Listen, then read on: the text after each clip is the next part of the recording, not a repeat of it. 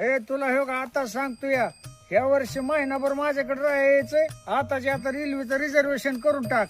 अरे डेंगळ्या कशाला यायचं तुझ्याकडं? केळं खायला? अरे आंब खायला निळ भाऊ.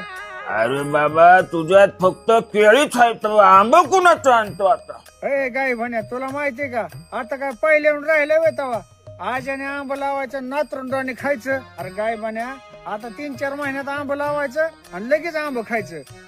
अहो बापा, तुमच्या बापाने का माझ्या बापाने 4 महिन्यात आंब आणलं होतं?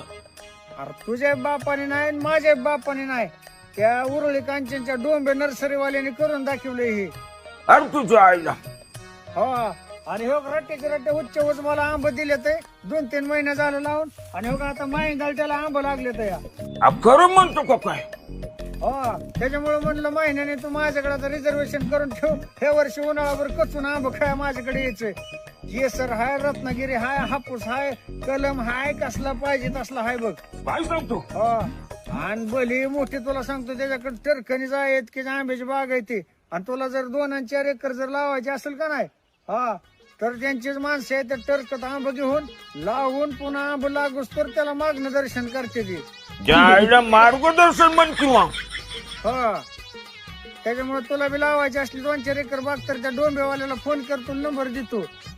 नाहीला मग तिकडे आल्यावरती नियोजन करू. हा गा अशी चालतंय. हा चालतंय ठेव.